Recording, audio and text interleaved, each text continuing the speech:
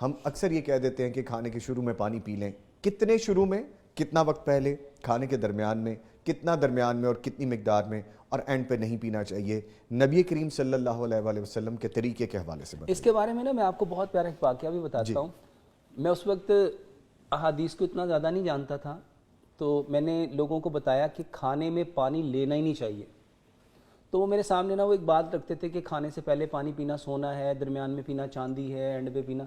मैंने कहा भाई साहब ये कभी भी सच पे मबनी नहीं हो सकता, क्योंकि मेरा ये मानना है कि नबी सल्लल्लाहु अलैहि वसल्लम को अल्लाह ताला ने रहमतल लिल आलमीन बना के भेजा है, और नबी सल्लल्लाहु अलैहि वसल्लम कभी ऐसी बात कह ही नहीं सकते जिससे कोई तकलीफ हो।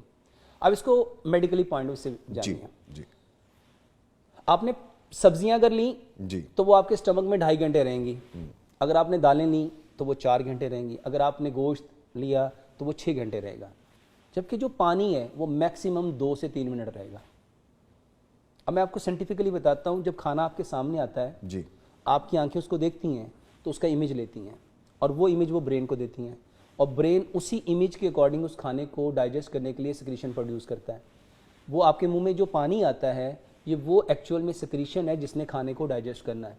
ठीक है। ठीक है। अब आपने क्या किया, खाना भी बाहर पड़ा हुआ है, आपने कहा खाने से पहले पानी पीना सुन्नत है। आपने वो पानी पी लिया तो वो सिक्रीशन उसके अंदर डाइल्यूट होगी, और 3 मिनट के बाद, 4 मिनट के बाद आपके स्टमक से निकल जाएगी।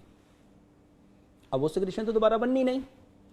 अब दूसरी सिक्रीशन कब बनेगी? आपने खाना लिया, आपके टेस्ट बुड पे लगा, और उसने ब्रेन को टेस्ट के अकॉर्डिंग मैसेज किया, और ब्रेन ने फिर दोबारा से एक सिक्रीशन पैदा की।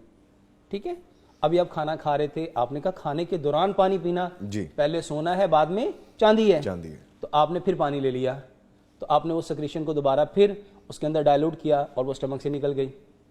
और तीसरे नंबर पे कहा हाँ जो एंड पे पियोगे वो लोहा है, और अगर अनफॉर्चुनेटली आपने एंड पे ले लिया जी, तो वो जो सिक्रीशन जब खाना आपका छू करके आपके इसोफेगस के जरिए आपके स्टमक की तरफ जाता है, तो वहाँ पे जो फाइनल रिसेप्टर्स हैं वो ब्रेन को अगेन मैसेज करते हैं कि स्टमक में ये खाना जा रहा है, तो जो सिक्रीशन वहाँ प्रोड्यूस करनी है उसको प्रोड्यूस कर दिया जाए। तो वो खाना जब वहाँ पहुँचता है और आपने एंड ऑफ ईटिंग पे पानी पी लिया, तो वो सारी सिक्रीशन को अपने अंदर डाइल्यूट करेगा, और 3 मिनट में आपके स्टमक से लेके चला जाएगा। अब खाने में तो 2.5 घंटे वहाँ रहना है। अब खाना वहाँ पड़ा पड़ा सड़ेगा। वो जो सड़ेगा उससे गैस प्रोड्यूस होगी, और उसी गैस को आज मेडिकली पॉइंट ऑफ व्यू से कहा जाता है गैस्ट्राइटिस। जी बिल्कुल। और यही गैस्ट्राइटिस जब 1 दिन, 2 दिन, 3 दिन, 4 दिन कंटिन्यूस रहता है तो ये गैस्ट्राइटिस बन जाता है। और ये गैस्ट्राइटिस जब बनेगा, अब इसके मजे की बात आपको बताता हूं। अब खाना तो स्टमक में आ गया, अब वहां पे उसको डाइजेस्ट करने की सिक्रीशन ही नहीं, क्योंकि वो तो आपने पहले सोना समझ के, चांदी समझ के, लोहा समझ के पानी पी लिया, और वो सिक्रीशन को बहा के ले गया। ठीक है। अब यहाँ क्या होगा? अब स्टमक जो है ये भी एक वाइटल ऑर्गन है, ये ब्रेन को मैसेज करेगा इसको हजम करो।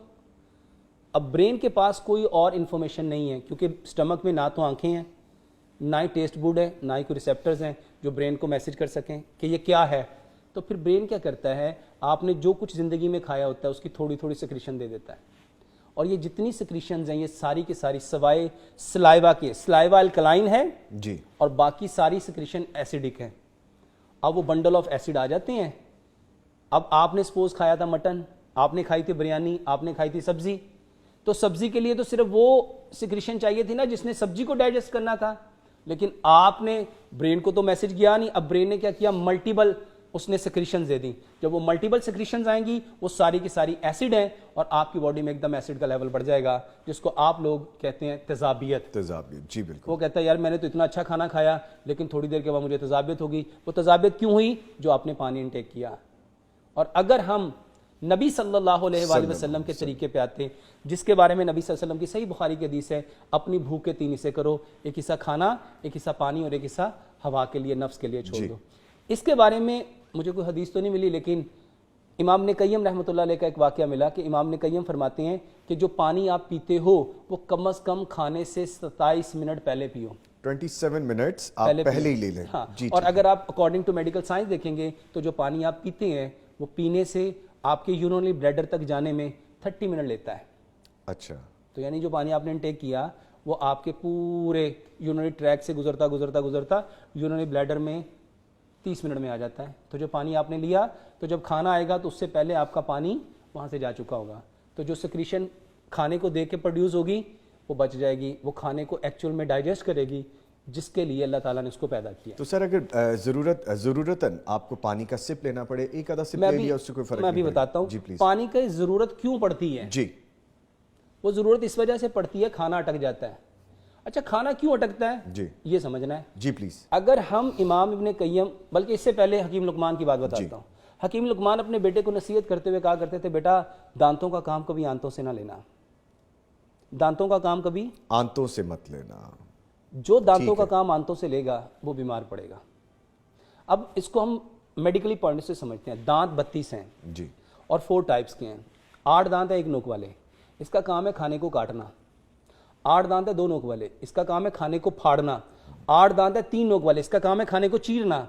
और 8 दांत है 4 नोक वाले, इसका काम है खाने को पीसना। दांतों का काम है खाने को काटना, फाड़ना, चीरना, पीसना। जी। अगर हम खाने को 32 बार चू करेंगे, वो खाना क्या बन जाएगा? बिल्कुल मैश हो जाएगा वो। अच्छा, क्या वो अटकेगा? नहीं, फिर तो नहीं। पानी की नीड होगी? नहीं। सर खाने को पानी बनाना सीखो। अगर आपने खाने को च्यू कर लिया, कितने टाइम? 32 टाइम। 32 टाइम आपको जीआईटी ट्रैक की कभी कोई प्रॉब्लम हो ही नहीं सकती।